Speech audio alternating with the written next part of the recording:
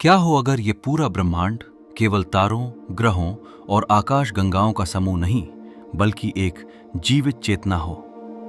क्या हो अगर हजारों वर्ष पहले भारत के ऋषियों ने ब्रह्मांड के उन रहस्यों को समझने की कोशिश की हो, जिन पर आज आधुनिक विज्ञान शोध कर रहा है?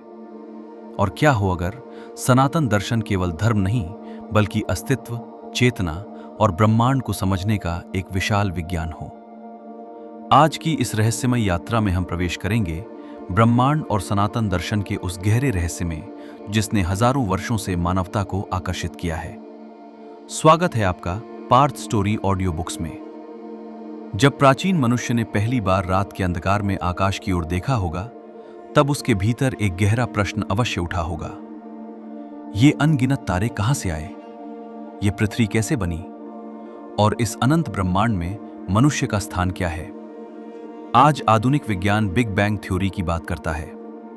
वैज्ञानिक कहते हैं कि अरबों वर्ष पहले पूरा ब्रह्मांड एक अत्यंत सूक्ष्म बिंदु में समाया हुआ था। फिर अचानक एक विस्फोट हुआ और उसी से समय, अंतरिक्ष, तारे और आकाशगंगाएं उत्पन्न हुईं। लेकिन आश्चर्य की बात यह है कि हजारों वर्ष पहले भारतीय ऋषि भी ब्रह्मांड की उत्पत्ति पर गहरा चिंतन कर चुके थे। ऋग्वेद के नासदीय सूक्त में एक अत्यंत रहस्यमयी वर्णन मिलता है। वहां कहा गया, नास दासीनो सदा सीत दानीम, अर्थात एक समय ऐसा था जब न अस्तित्व था और न अनस्तित्व, न आकाश था, न पृथ्वी, न दिन था और न रात, केवल एक अनंत रहस्य था। सोचिए, हजारों वर्ष पहले जब आधुनिक दूरबीनें और विज्ञान मौजूद नहीं थे, तब भारतीय ऋषि ब्रह्मांड की उत्पत्ति के बारे में इतने गहरे प्रश्न पूछ रहे थे। वे केवल आस्था नहीं, बल्कि अस्तित्व के मूल को समझने का प्रयास कर रहे थे। सनातन दर्शन कहता है कि इस पूरे ब्रह्मांड का मूल ब्रह्म है। ब्रह्म यानी वह अनंत चेतना जिससे सब कुछ उत्पन्न हुआ। वह दिखाई नहीं देता, लेकिन हर जगह मौजूद है। उपनिषद कहते हैं, सर्वम खलविदम ब्रह्म, अर्थात यह संपूर्ण जगत ब्रह्म है। इसका अर्थ यह है कि मनुष्य, प्रकृति, तारे, ग्रह और पूरा अस्तित्व एक ही चेतना से जुड़े हुए हैं। भारतीय ऋषियों के अनुसार ब्रह्मांड अलग अलग वस्तुओं का समूह नहीं, बल्कि एक जीवित एकता है। शायद इसी कारण सनातन दर्शन में प्रकृति को पूजनीय माना गया। नदियां केवल जल नहीं थीं, वे मां थीं। पर्वत केवल पत्थर नहीं थे, वे देवत्व के प्रतीक थे। वृक्ष केवल पेड़ नहीं थे, वे जीवन के वाहक थे। आज आधुनिक विज्ञान भी ये मानता है कि पृथ्वी पर जीवन एक दूसरे से गहराई से जुड़ा हुआ है। यदि प्रकृति का संतुलन बिगड़ता है, तो पूरा जीवन प्रभावित होता है। सनातन दर्शन हजारों वर्ष पहले से यही कहता आया था कि मनुष्य और प्रकृति अलग नहीं है। भारतीय दर्शन में समय को भी अत्यंत विशाल रूप में देखा गया। जहां आधुनिक इतिहास कुछ हजार वर्षों की बात करता है, वहीं सनातन दर्शन कल्पों और युगों की बात करता है। सतयुग, त्रेता युग, द्वापर और कलयुग केवल धार्मिक अवधारणाएं नहीं हैं, वे मानव चेतना की अवस्थाओं का प्रतीक भी माने गए। सतयुग को सत्य और चेतना का युग कहा गया, जबकि कलयुग को भ्रम, संघर्ष और भौतिकता का युग। पुराणों के अनुसार समय एक सीधी रेखा नहीं, बल्कि चक्र है। सृष्टि बार बार उत्पन्न होती है और बार बार विलीन हो जाती है। आधुनिक विज्ञान भी अब ये संभावना मानता है कि ब्रह्मांड हमेशा स्थिर नहीं रहेगा। कुछ वैज्ञानिक कहते हैं कि भविष्य में ब्रह्मांड का अंत हो सकता है, या वो किसी नए रूप में परिवर्तित हो सकता है। ये विचार कहीं न कहीं सनातन दर्शन के सृष्टि और प्रलय के सिद्धांत से मिलता जुलता दिखाई देता है। भगवान शिव का तांडव भी इसी रहस्य का प्रतीक माना गया। शिवः शक्त्या युक्तो यदि भवति शक्तः प्रभवितुम्। शिव का नृत्य केवल विनाश नहीं, बल्कि सृष्टि और परिवर्तन का प्रतीक है। सनातन दर्शन कहता है कि विनाश अंत नहीं, बल्कि नए सृजन की शुरुआत है। इसी तरह भगवान विष्णु को ब्रह्मांडीय संतुलन का प्रतीक माना गया।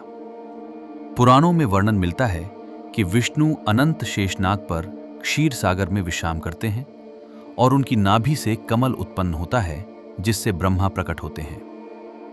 ये केवल धार्मिक चित्र नहीं, बल्कि गहरा प्रतीक है। विष्णु अनंत चेतना का प्रतिनिधित्व करते हैं और ब्रह्मा सृजन शक्ति का। लेकिन सनातन दर्शन केवल बाहरी ब्रह्मांड की बात नहीं करता।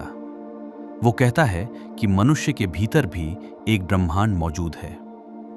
योग और ध्यान का उद्देश्य इसी आंतरिक ब्रह्मांड को समझना है। भारतीय योग परंपरा में 7 चक्रों का वर्णन मिलता है। कहा जाता है कि ये ऊर्जा केंद्र मनुष्य की चेतना से जुड़े हैं। जब साधक ध्यान और साधना के माध्यम से अपनी चेतना को ऊपर उठाता है, तब वो उच्च अनुभव प्राप्त करता है। आज न्यूरोसाइंस और मेडिटेशन पर होने वाले शोध बताते हैं कि ध्यान मनुष्य के मस्तिष्क की संरचना और भावनाओं पर गहरा प्रभाव डाल सकता है। लेकिन भारतीय ऋषि हजारों वर्ष पहले ही ध्यान को चेतना जागरण का माध्यम मानते थे। सनातन दर्शन में ओम को भी ब्रह्मांड की मूल ध्वनि कहा गया। मांडूक्य उपनिषद कहता है कि पूरा अस्तित्व ओम में समाया हुआ है। ये केवल एक शब्द नहीं, बल्कि ब्रह्मांडीय कंपन का प्रतीक है। कुछ वैज्ञानिक मानते हैं कि पूरा ब्रह्मांड ऊर्जा और कंपन से बना है। यही कारण है कि कई लोग सनातन दर्शन और आधुनिक विज्ञान के बीच एक गहरा संबंध महसूस करते हैं। लेकिन अब सबसे बड़ा प्रश्न उठता है, यदि ये पूरा ब्रह्मांड एक चेतना से जुड़ा है, तो फिर मनुष्य इतना अकेला और अशांत क्यों है? सनातन दर्शन कहता है कि मनुष्य अपने वास्तविक स्वरूप को भूल चुका है। वो स्वयं को केवल शरीर और अहंकार तक सीमित समझ बैठा है। इसी कारण भय, लालच और संघर्ष पैदा होते हैं। उपनिषदों का महान वाक्य है, अहम ब्रह्मास्मि, अर्थात मैं ही ब्रह्म हूं। इसका अर्थ अहंकार नहीं, बल्कि ये समझ है कि मनुष्य उसी अनंत चेतना का अंश है जिससे पूरा ब्रह्मांड बना है। जब मनुष्य इस सत्य को अनुभव करने लगता है, तब उसका भय कम होने लगता है। वो स्वयं को प्रकृति और अस्तित्व से अलग नहीं महसूस करता। शायद इसी कारण भारतीय ऋषि हिमालय की गुफाओं में जाकर ध्यान करते थे। वे बाहरी संसार से दूर जाकर अपने भीतर उस चेतना को अनुभव करना चाहते थे जिसे वे ब्रह्म कहते थे। आज आधुनिक दुनिया में मनुष्य ने अंतरिक्ष तक पहुंचने की क्षमता प्राप्त कर ली है। उसने चांद और मंगल तक यान भेज दिए, लेकिन फिर भी वो भीतर से अशांत दिखाई देता है। उसने बाहरी ब्रह्मांड को समझने की कोशिश की, लेकिन अपने भीतर के ब्रह्मांड को भूल गया। शायद यही कारण है कि आज पूरी दुनिया फिर से योग, ध्यान और सनातन दर्शन की ओर आकर्षित हो रही है, क्योंकि मनुष्य समझने लगा है कि केवल बाहरी प्रगति पर्याप्त नहीं है, भीतर की शांति भी उतनी ही आवश्यक है। सनातन दर्शन कहता है कि सच्चा ज्ञान केवल किताबों में नहीं मिलता, वो अनुभव में मिलता है। जब मनुष्य मौन में उतरता है, ध्यान में बैठता है और स्वयं को देखने लगता है, तब धीरे धीरे उसे ये अनुभव होने लगता है कि वो इस विशाल ब्रह्मांड से अलग नहीं है। हजारों वर्ष बीत गए, साम्राज्य मिट गए, सभ्यताएं बदल गईं, लेकिन सनातन दर्शन आज भी जीवित है, क्योंकि ये केवल धर्म नहीं, बल्कि अस्तित्व को समझने का एक शाश्वत दृष्टिकोण है। और शायद इस पूरी यात्रा का सबसे बड़ा रहस्य यही है कि जिस ब्रह्मांड को मनुष्य बाहर खोज रहा है, उसका एक अंश हमेशा से उसके भीतर मौजूद था। यदि आपको ये रहस्यमयी यात्रा पसंद आई हो, तो वीडियो को लाइक करें, शेयर करें और channel Parth story audio books को सब्सक्राइब करना ना भूलें, क्योंकि यहाँ हम खोलते हैं अध्यात्म, इतिहास और ब्रह्मांड के ऐसे रहस्य जो आपकी सोच बदल देंगे। फिर मिलेंगे एक और अद्भुत रहस्य के साथ। ओम